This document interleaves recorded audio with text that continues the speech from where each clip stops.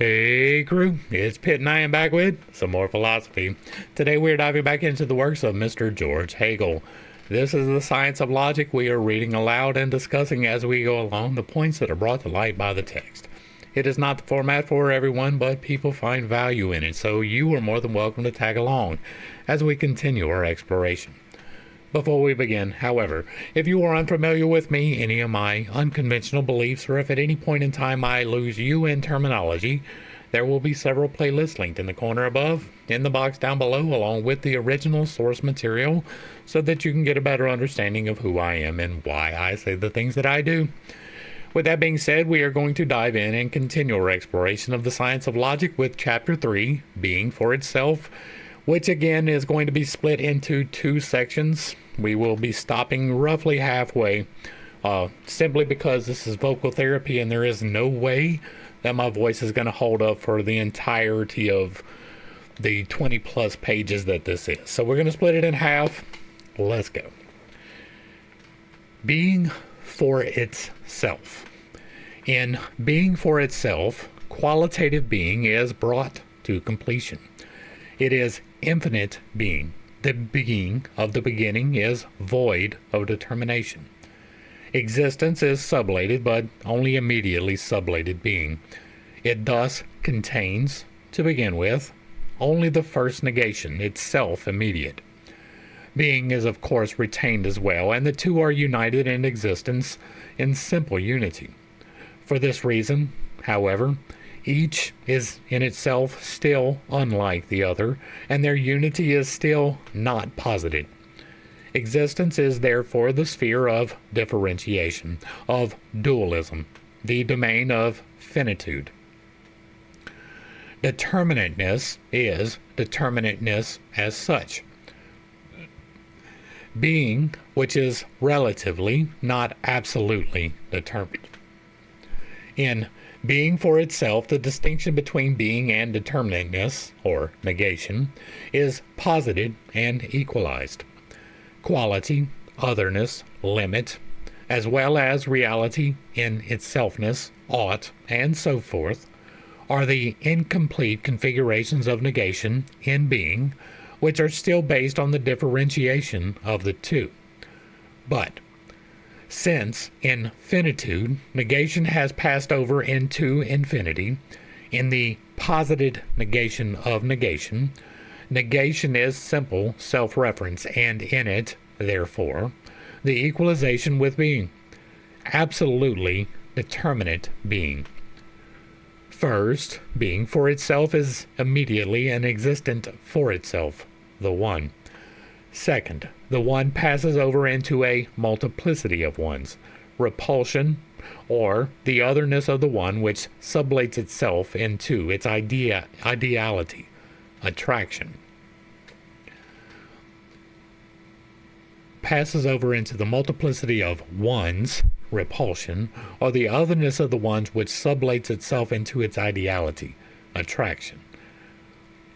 Third, we have an alternating determination of repulsion and attraction in which the two sink into a state of equilibrium and quality, driven to a head in being for itself, passes over into quantity. A. Being for itself as such. The general concept of being for itself has come to light. The justification for using the expression being for itself for that concept would depend on showing that the representation associated with the expression corresponds to the concept. So indeed it appears to do. We say that something is for itself inasmuch as it sublates otherness, sublates its connection and community with other, has rejected them by abstracting from them. The other is in it only as something sublated, as its moment. Being for itself consists in having thus transcended limitation, its otherness. It consists in being, as this negation, the infinite turning back into itself, in representing to itself an intended object which it feels or intuits, and so forth. Consciousness already contains in itself as consciousness the determination of being for itself. That is, it has in it the content of that object, which is thus an idealization. Even as it intuits, or in general, becomes involved in the negative of itself, in the other, it abides with itself. So, this is consciousness as the concept of consciousness, which is enacted within you, but is limited from the ideal by the fact that it is differentiated as you. It is the ability to think separate from you doing the thinking. It is thought in general as opposed to individualized thoughts. And I'm not sure that that was quite clear enough in the text. Hopefully I'm correct, but that seems to be what is being gone for here, right? It is the idealization of consciousness, the idealization of thought, as separate from the defined thought of you, the defined consciousness of your person. Back to the text. Being for itself is the polemical negative relating to the limiting other, and through this negation of the other is being being reflected within itself. Even though side by side with this imminent turning back of consciousness and the ideality of its object, the reality of this object is also retained, for the object is at the same time known as an external existence. Consciousness is thus phenomenal, or it is this dualism. On the one side, it knows an external object which is other than it. On the other side, it is for itself, has this intended object in it as idealized, abides not only by this other, but therein abides also with itself. Self-consciousness, on the contrary, is being for itself brought to completion and posited. The side of reference to another, to an external object, is removed. Self-consciousness is thus the nearest example of the presence of infinity. Granted, of a still abstract infinity, but one which is of a totally different, concrete determination than the being for itself in general, whose infinity has only qualitative determinateness. And I don't know, that is, you are limited, right? The qualitative determinateness would be the self in self-consciousness. So I'm not sure exactly that stands up to his own reasoning. A. Existence and being for itself. As already mentioned, being for itself is infinity that has sunk into simple being.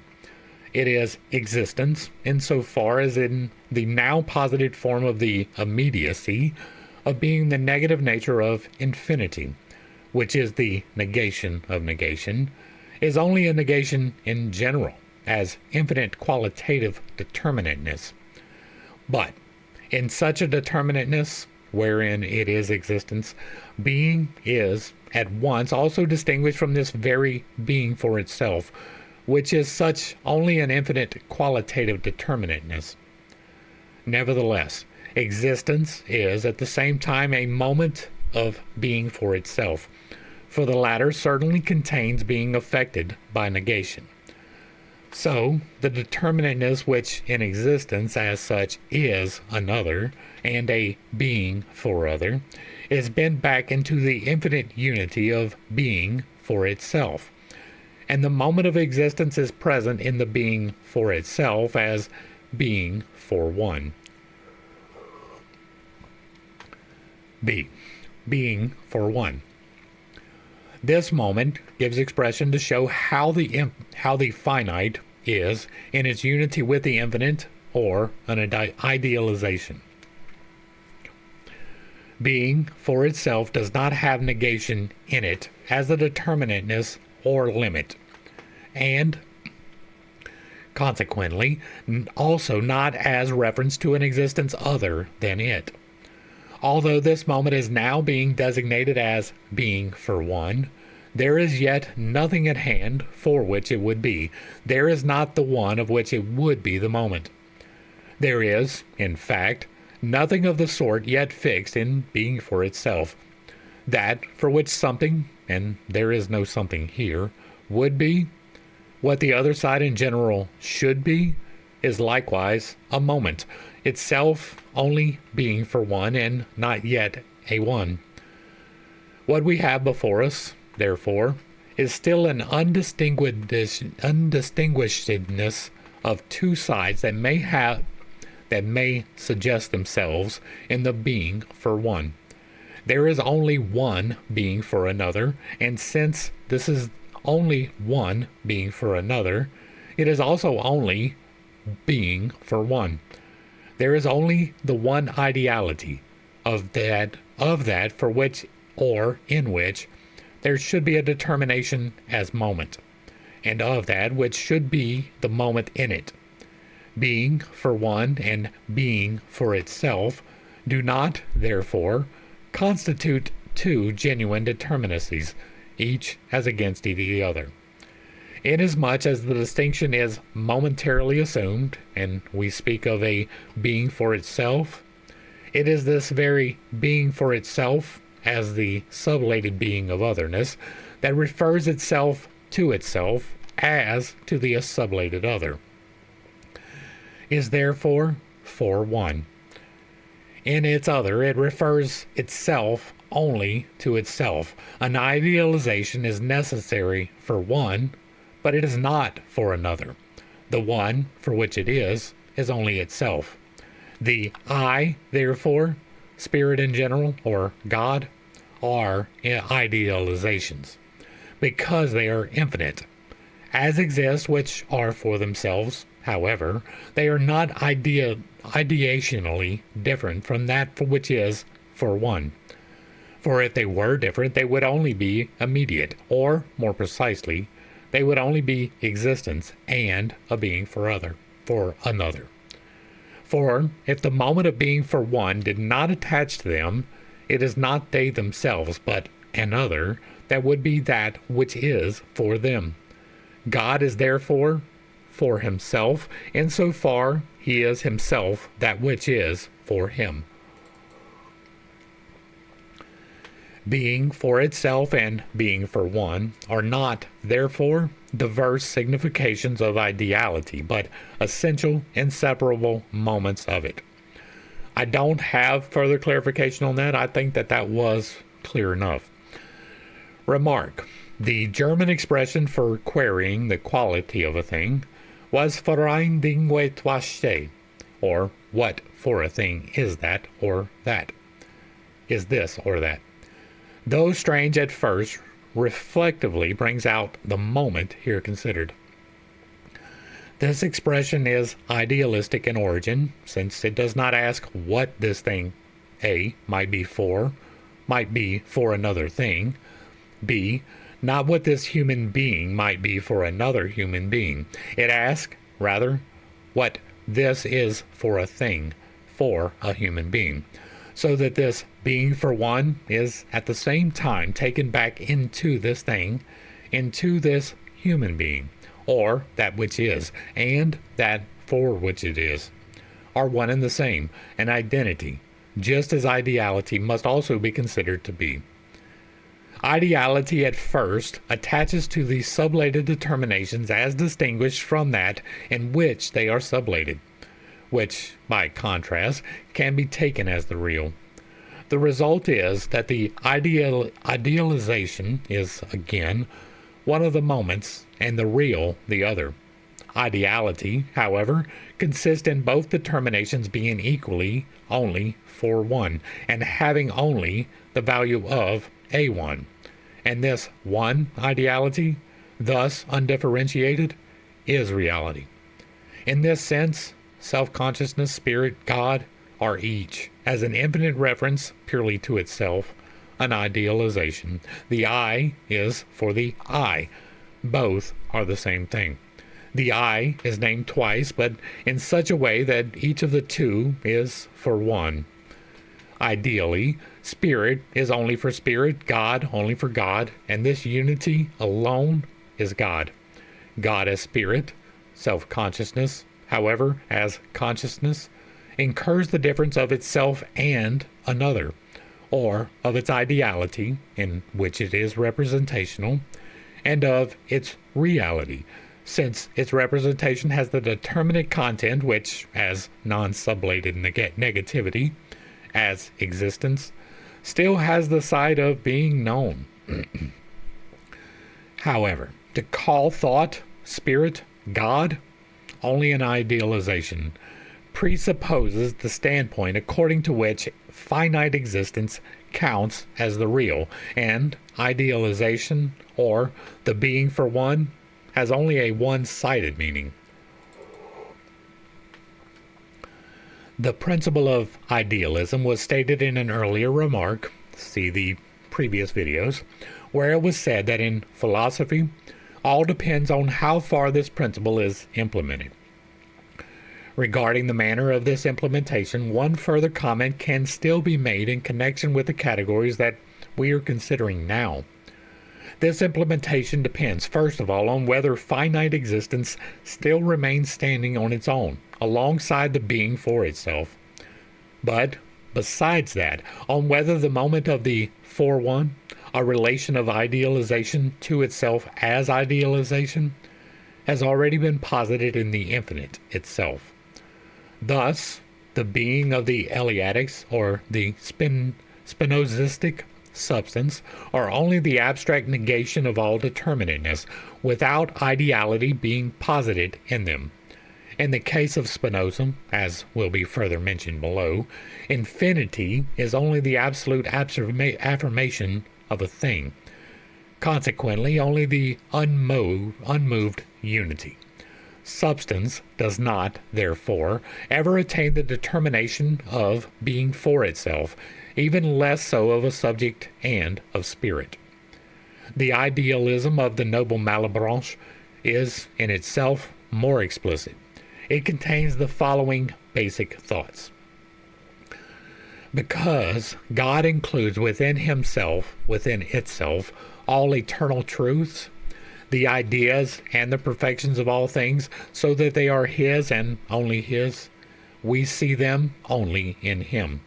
God awakens our sensations of objects in us through an action that has nothing of the sensuous, whereby we imagine to ourselves that we gain of an intended object not only the idea depicting its essence, but also the sensation of its existence. Thus, like the eternal truths and the ideas, essentialities of things, the existence of these things is, in God, is an idealization, not an actual existence, even though, as are intended objects, the same things are only for one. This moment of explicit and concrete idealism, lacking in Spinoza, is present here, in absolute ideality being determined as knowledge.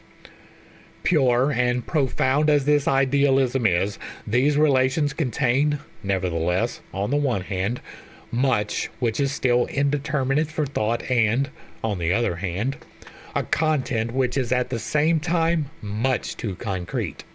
Sin and redemption and so forth also enter into them. The logical determination of infinity that would have to be their foundation is not elaborated on its own, and, as a result, such a noble and rich idealism, though indeed the product of pure speculative spirit, is not yet the product of pure speculative thinking, the kind which alone would truly give it a foundation. Alright, so this is not so far removed from the occult. Right? I know that's going to set somebody off, but we have worked through Plato to some great degree, and I'm not sure which discourse it was, right? I'm terrible with references, but I'm pretty sure it was in Plato. We were talking about how the idealization that is God can only exist with no change, right? The infiniteness of God is lacking definition. It is extremely large to the point that we cannot conceive it, and even trying to conceive it is limiting it. But the heavens, this is the part that's in Plato, the heavens are described as unmovable, unchangeable. Now, we know that in actuality, the entirety of everything is actually in motion, even the things which appear to be stationary, right? Like this phone, it's sitting right here. It is not moving at all in relativity to me. But in relativity to the moon, it is on a rotation, right? As opposed to the sun. It's really revolving around the sun, but the moon's an easier, closer reference. And so it changes its relative location to the moon second by second, minute by minute. Even though it is not moving, it is still moving through space. On top of that, besides the fact that we're rotating like this in the day cycle, we're also rotating on an elliptical around the sun in the year cycle. So that is another point of reference of movement. But even beyond that, every single atom contained in this phone is moving independently from me. Right? It is independently not part of me, but it is moving, every single atom, in the exact same manner that every single atom inside of me is moving. All of it is moving all the time. Every single atom contained in this has protons, electrons, and neutrons, and the electrons at a minimum are moving faster than the speed of light. It appears to be solid, but there is nothing actually solid about the phone. It is simply vibrating at a different frequency from which we can penetrate. All of those concepts are a little bit much, but they lead into this, right? This is saying that in order for the perfection of infinitude to exist, there can be no change in it. And because there is no change in it, it is thereby perfect, right? It is the perfect idealization. And once there is change contained within it, it is no longer idealized, but it is merely moments of idealization. Hopefully that's clear enough. Leibnizian idealism lies more within the confines of the abstract concept.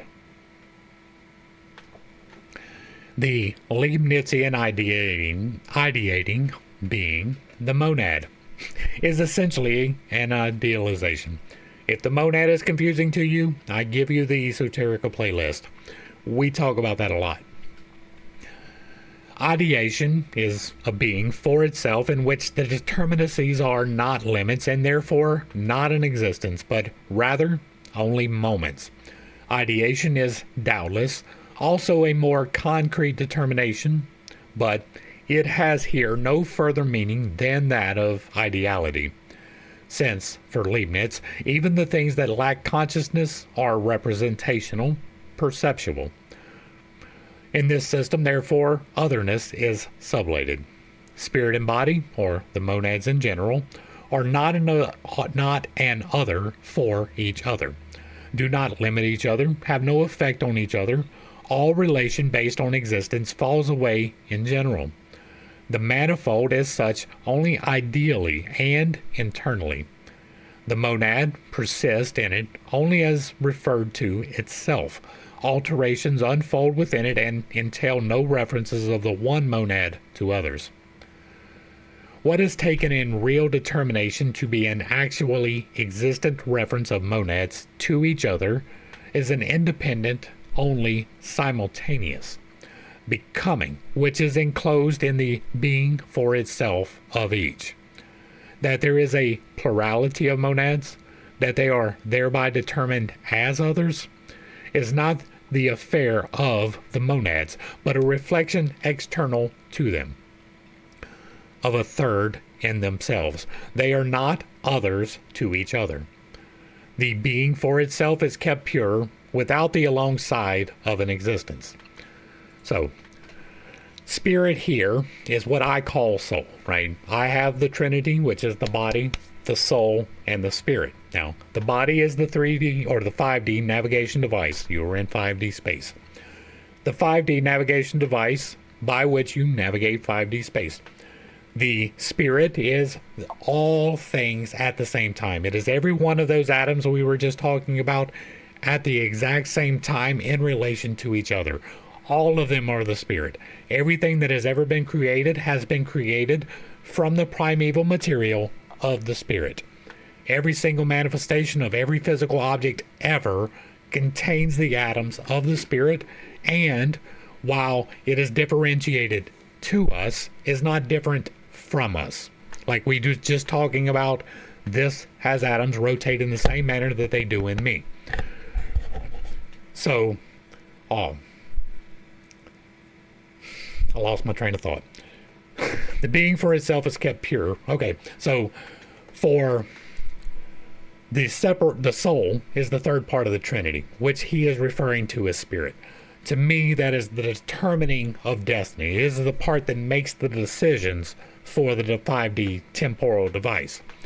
But there is no distinction for me between me and my body. Now, I think about things a little bit more than other people do, so I hold the distinction of my soul separate from the corporeal vessel. But most people don't. And so that is what is being talked about here. To you, your body is you, even though it is a differentiation from the consciousness that is you.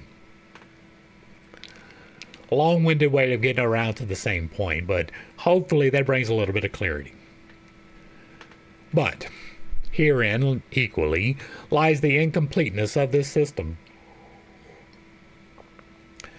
The monads are such ideating beings only in themselves or in God, who is the monad of monads. Now, the monad for me, the monad being all things in existence, is going to be the spirit, right? And the spirit being composed entirely of God is God, even though it is not God, right? God exists beyond the existence, but within the existence, all things are God. It's just not the fullness of God. You are a representative of the divine, but you do not represent the divine, right? You don't get to say, God said. You don't get to do that because you are not God, even though you are a representative of God. There is a differentiation. All right. The monads are such ideating beings only within themselves or in God, who is the monad of monads, or also within the system. Otherness is present in the same manner. It happens whenever, wherever one wishes, in representation itself or according to how the third that considers them as others, as many, is determined. Now this third is if somebody else is observing you, right? They can observe that your consciousness and your body aren't the same, even if to you it is the same. The plurality of their existence is only excluded, and that only momentarily.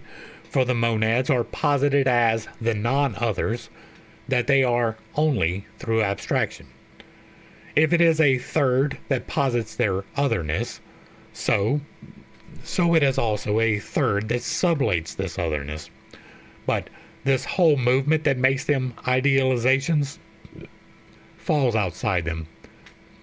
It may be pointed out to the contrary that this movement of thought happens itself only within an ideating monad. But the rejoinder must then be that the very content of such a thought is within itself, external to itself. One proceeds immediately, without conceptualization, by means of the image of creation, from the unity of the absolute ideality, the monad of monads, over to the categories of abstract plurality, void of references, of existence, and from this plurality, just as abstractly, back to that unity. Ideality, representing in general, remains something formal, as does also representing rays to consciousness. Just as in Leibniz's above-mentioned fiction, that of a magnetic needle which, if it had consciousness, would see its northerly direction as a determination of its freedom. Consciousness is thought only as a one-sided form, indifferent to its determination and content. So is the ideality in the monads a form that remains external to their plurality.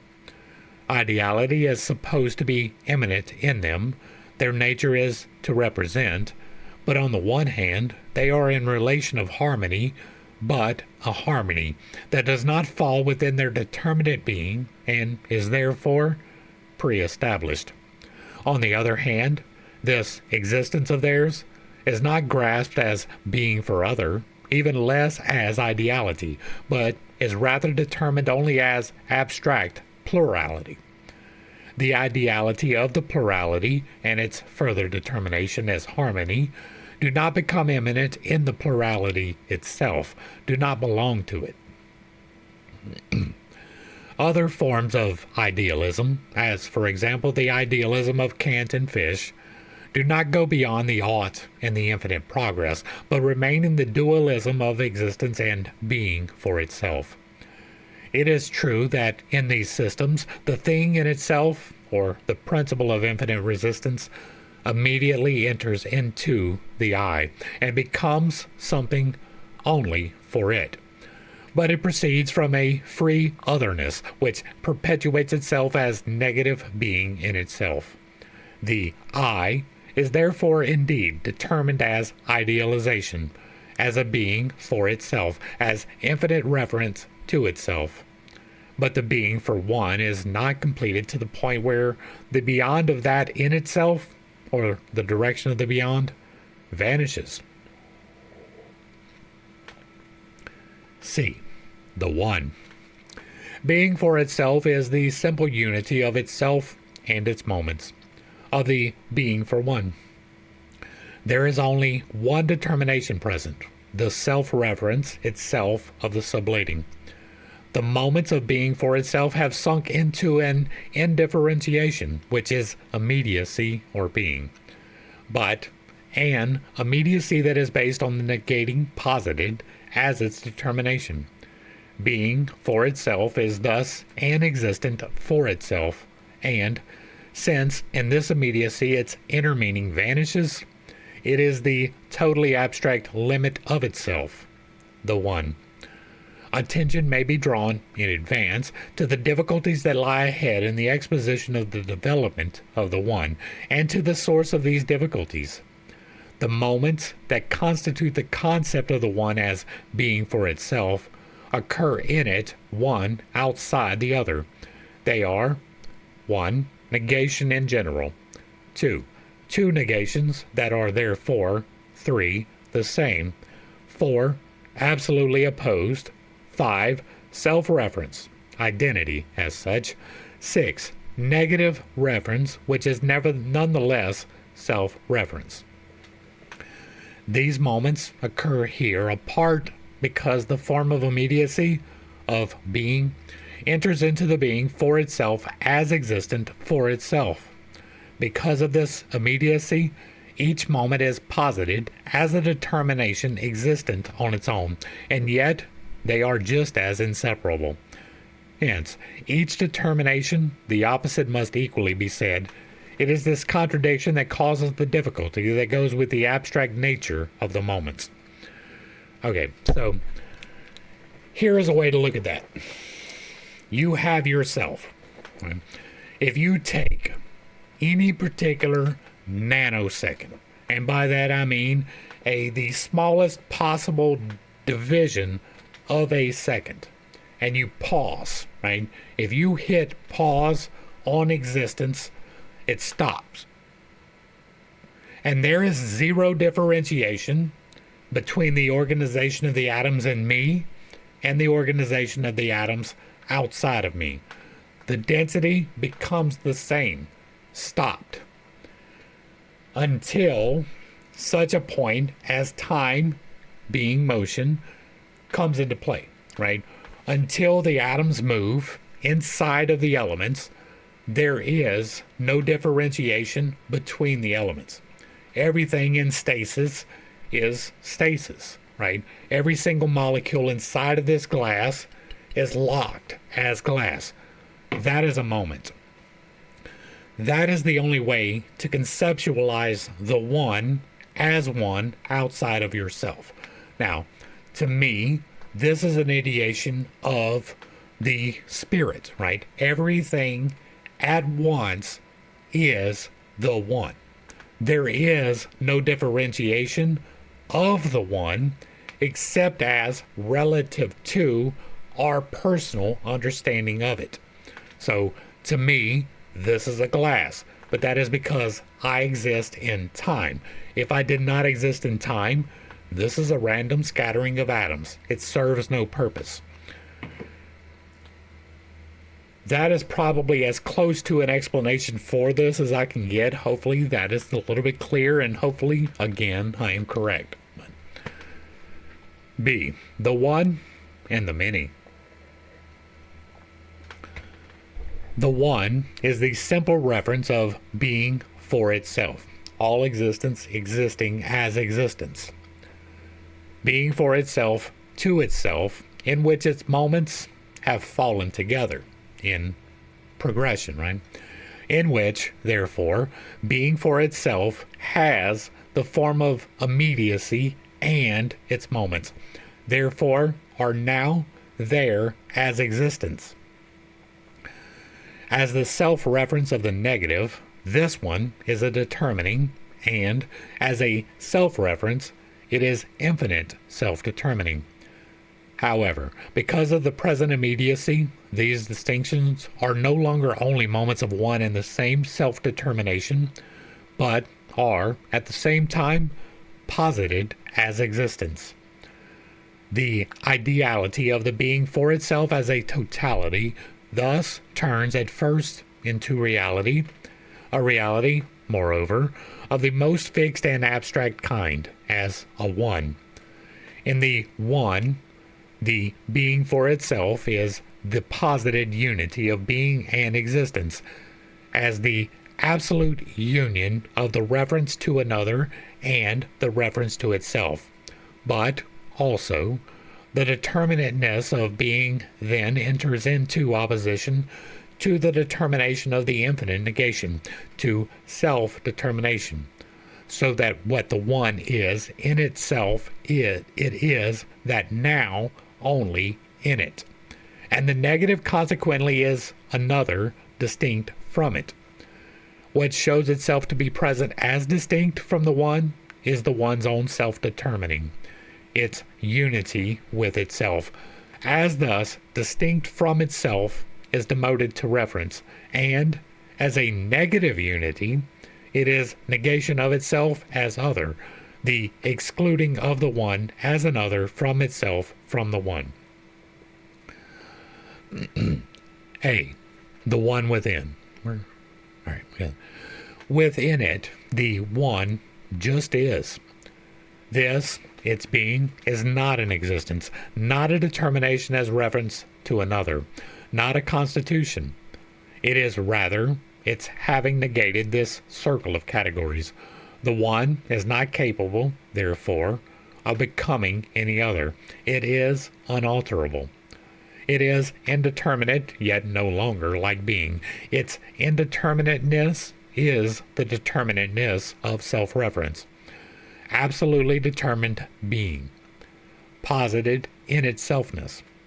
As negation, which in accordance with its concept is self-referring, it has distinction in it. It directs away from itself towards another. But this direction is immediately reversed because, according to this moment of self-determining, there is no other to which it would be addressed, and the directing reverts back to itself. In this simple immediacy, even the mediation of existence and ideality, and with it all diversity and manifoldness, have vanished. In the one there is nothing. This nothing, the abstraction of self-reference, is here distinguished from the in-itselfness of the one. It is a posited nothing. For this in-itselfness no longer has the simplicity of the something, but as mediation, has rather the determination of being concrete, taken in abstraction.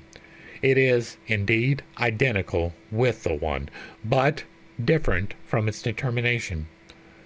So, this nothing, posited as in the one, is the nothing as the void. The void is thus the quality of the one in its immediacy. And as I explained in the Esoterica playlist, the void is existence removed from movement, right? Before the word, before the logos, before the primordial mover, everything was in stasis. And because everything was in stasis, there was no existence. And as there is no existence, then it is the void. Once there is movement, or the spoken word, or logos, or creation, life, light, movement, all of those things are the spirit in action. Without action, the spirit exists as the void. Any motion whatsoever takes it from the void into creation. And so this plays into what I already believe. And so, in order to help defeat confirmation bias, I like to point that out, right? This is a thing which I already believe, and if I am wrong, if these things do not indeed line up, leave me notes in the comments and tell me why. But to me, this is no different than the things that I have explained going through Hermes Trismegistus or Helena Blavatsky or any of the various things that we do over on the Esoterica playlist. This is exactly what I envision from that. B. The one and the void. The one is the void as the abstract self-reference of negation, so before self-identification. But the void, as nothing, is absolutely diverse from the simple immediacy of the one, which is in motion, from the being of the latter, which is also affirmative, and because the two stand in one single reference, namely to the one, their diversity is posited. However, as distinct from the affirmative being, the nothing stands as a void outside the one as existent. Being for itself, determined in this way as the one and the void, has again acquired an existence. The one and the void have their negative self-reference as their common and simple terrain. The moments of being for itself come out of this unity, become external to themselves. For, through the simple unity of the moments, the determination of being comes into play, and the unity itself thus withdraws to one side, is therefore lowered to existence, and there it is confronted by its other determination, standing over against it. Negation as such, and likewise as the existence of the nothing as the void. And again, this plays exactly into what I've already, both in this particular study and in the playlist, the Esoterica playlist, have talked about, right? Until the movement, there is nothing. Once there's movement, then there is. This is the same as the difference between the true infinite and the bad infinite from the previous parts of this study. Once the infinite is defined as being whatever, right? If you are looking at the universe as an infinite, but you see the universe in motion, then it has to be in motion into something that exists outside of itself, and therefore you have put a limit on the infinite. Without the motion, the void is, and with the motion, the void becomes. And so, to me, this plays exactly into what I believe spiritually. And again, that is just to help defeat my own confirmation bias, because when you see things that reinforce what you want to believe, it is really easy to assert those things as fact. And I just like to point out that this is what I believe, speculatively. Remark. In this form of existence, the one is the stage of the category that made its appearance among the ancients as the principle of atomism, according to which the essence of all things is the atom and the void. When developed in this form, abstraction has gained a greater determinateness than the being of Parmenides and the becoming of Heraclitus. As high as this abstraction rises in making this simple determinateness of the one and the void the principle of all things, by reducing the manifold of the world to this simple opposition and daring to derive knowledge of it from the latter, just as easy is it for figurative reflection to picture atoms here and the void next to them. It is no wonder, therefore, that the atomistic principle has at all times held its own. The equally trivial and external relation of composition that must be added to it to attain the semblance of concreteness and multiplicity is just as popular as the atoms themselves and the void. The one and the void are being for itself the highest qualitative in itselfness that has sunk to the most complete externality, immediacy, or the being of the one, since it is the negation of all otherness, is posited as no longer determinable and alterable.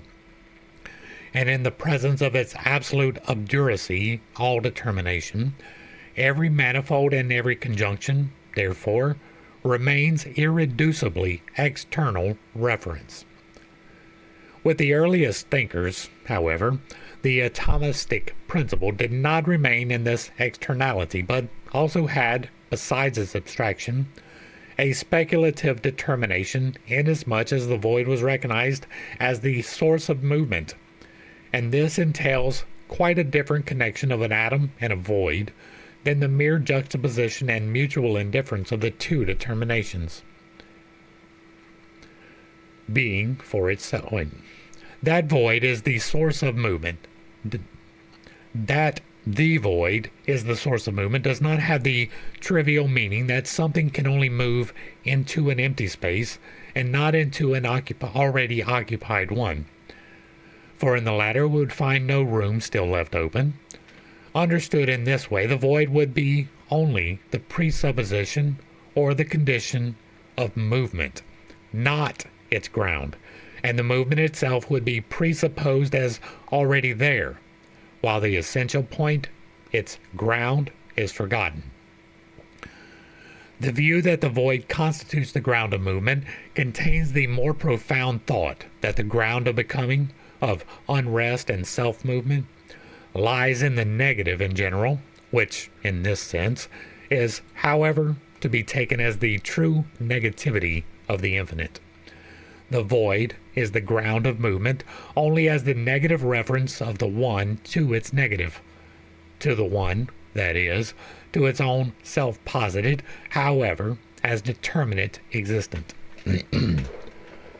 For the rest, the other determinations of the ancients concerning the shape of the atoms, their position, the direction of their movement, are arbitrary and external enough.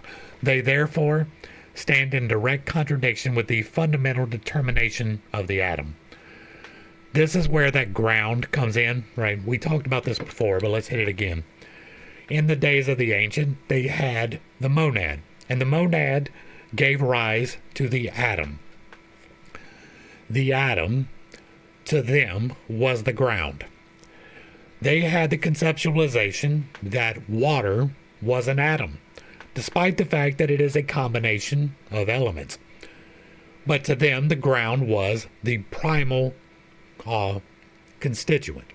And so, with no way to determine what water was made from, or the water cycle in general, they had the ground that water was an atom. Well, further elucidation farther along by alchemists led them to understand that you could separate water into two completely separate gases. They were able to contain hydrogen and oxygen separately from water. And so they came to the understanding that there was something underneath the element, right? The element of water. Well, that element that was underneath was the actual elements. It was hydrogen and oxygen. Well, that became the ground. Instead of water as the ground, now you have hydrogen and oxygen are the ground. Well, further elucidation brought by science in the electron magnoscope. Let's magnify, or microscope. I keep saying magnoscope instead of microscope. whatever. The electron microscope allowed us to see the individual proton, neutron, and electrons. That became the new ground, right? The thing from which the elements are built. Now, do we have a full understanding of them? Not really. Do we have some understanding? Absolutely. We know how to make isotopes. We can split the atom. We know that there is another ground. We just haven't found it yet. But the ground has changed through the course of time and as our understanding has grown. That's the same here, right? The ground has shifted, and while they believed in the atom, they didn't understand how it was arranged, so of course it was wrong. But now we have a new ground. Physics, with its molecules and particles, suffers from its use of the atom, the principle of extreme externality, and therefore from an extreme lack of the concept, as does also the theory of state that starts from the singular will of individuals. C. Many ones. Repulsion. The one and the void constitute the first existence of being for itself. We just talked about that. Each of these moments has negation for its determination. It is posited at the same time as an existence. In accordance with this determination, the one and the void are the reference of negation, or each the reference of negation to negation, as of an other to its other. The one is negation in the determination of being, the void, negation in the determination of non-being. Essentially, however, the one is only self-reference as referring negation. That is, it is itself the same as the void outside it is supposed to be. Both are, however, also posited as each an affirmative existence, the one as being for itself as such, the other as indeterminate existence in general, and each as referring to the other as to an other existence. Essentially, however, the being for itself of the one is the ideality of the existence and of the other. It does not refer to an other, but only to itself. But inasmuch as the being for itself is fixed as the one, as existent for itself, as immediately present, its negative reference to itself is at the same time reference to an existent. And since the reference is just as much negative, that to which the being for itself refers remains determined as an existence and as another, as essentially self-reference. The other is not an indeterminate negation like the void, but is likewise a one. The one is consequently a becoming of many ones. And that is not just people, but this is a one. This phone is a one. This stone is a one. This lighter is a one. So existence is comprised of many ones. Even if they don't self-determine themselves as a one, they are still a one. Strictly speaking, however, this is not just a becoming, for becoming is a transition of being into nothing. The one, by contrast, becomes only a one. The one, as referred to, contains the negative as reference. It has this reference, therefore, in it. Hence, instead of a becoming, the one's own immanent reference is first, present, and second, since this reference is negative and the one is at the same time an existent, the one repels itself from itself. This negative reference of the one to itself is repulsion. So repulsion here is going to be differentiation. This repulsion, as thus the positing of many ones, but through the one itself, is the one's own coming forth from itself, but to such outside it as are themselves only ones. This is repulsion according to the concept, as it exists implicitly in itself. the second repulsion is distinguished from it. It is the one that first occurs in the representation of external reflection, not as the generation of ones, but only as the mutual holding off of ones which are presupposed as already there. To be seen now is how the first repulsion that exists in itself determines itself as the second, the external repulsion. So what is happening here is that you already have the differentiation between me and this stone, right? But if I observe the stone as separate from myself, then I am looking at it in this manner, right? I am seeing it as repulsed from myself, which is me repulsed from the one, because I see myself distinct from the one, even though both of us are constituted as the one in moments. All right. We must first establish the determinations that the many ones have as such. The becoming of the many, or their being produced, immediately vanishes as the product of a positing, which is what is produced are the ones, not for another, but as infinitely referring to themselves. The one repels only itself from itself. It does not come to be, but it already is. That which is represented as the repelled is equally a one and existent. Repelling and being repelled applies in like manner to both and makes no difference. The ones are thus presupposed with respect to each other, posited through the repulsion of the one from itself, presupposed, posited as non-posited. Their being posited is sublated. They are existence, with respect to each other, such as refer only to themselves. Thus, plurality appears not as an otherness, but as a determination completely external to the one. The one, in repelling itself, remains reference to itself, just like that which is taken as repelled at the start. That the ones are other to one another, that they are brought together in the determinateness of plurality, does not therefore concern the one. If the plurality were a reference of the ones to one another, the ones would then limit each other and would have the being for other affirmatively in them.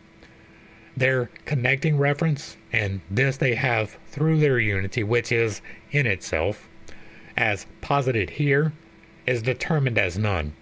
It is, again, the previously posited void. This void is their limit, but an external limit, in which they are not supposed to be for one another. The limit is that which is that in which the limited are just as much as are not. But the void is determined as pure non-being, and this alone constitutes the limit of the ones. The repulsion of the one from itself is the making explicit of what the one is implicitly in itself, but thus laid out as one outside the other. Infinity is here, and infinity that has externalized itself, and this as it has done through the immediacy of the infinite, of the one. Infinity is just as much the simple reference of the one to the one as, on the contrary, the one's absolute lack of reference. It is the former according to the simple affirmative reference of the one to itself. It is the latter according to the same reference as a negative. Or, again, the plurality of the ones is the one's own positing of the one. The one is nothing but the negative reference of the one to itself, and this reference, hence the one itself, is the plural one. But, equally, plurality is utterly external to the one, for the one is precisely the sublating of otherness. Repulsion is its self-reference and simple equality with itself. The plurality of the ones is infinity as a contradiction that unconstrainedly produces itself. Remark. Mention was previously made of Leibnizian idealism. It can here be added that the idealism proceeded from the ideating monad, which is determined as being for itself only up to the repulsion just considered, and indeed only up to plurality as such, in which the ones are each only for itself, indifferent to the existence and the being for itself of the others, or in which, quite in general, the others are not for the one. The monad is for itself the entirely closed-in world. It needs none of the others. But this inner manifoldness which it possesses in its ideating activity alters nothing in its determination as being for itself. Leibnizian idealism takes up plurality immediately as something given. It does not conceptualize it as a repulsion of monads. It has plurality. Therefore, only on the side of its abstract externality. Atomism lacks the concept of ideality. It does not grasp the one as containing in it the two moments of being for itself and being for it.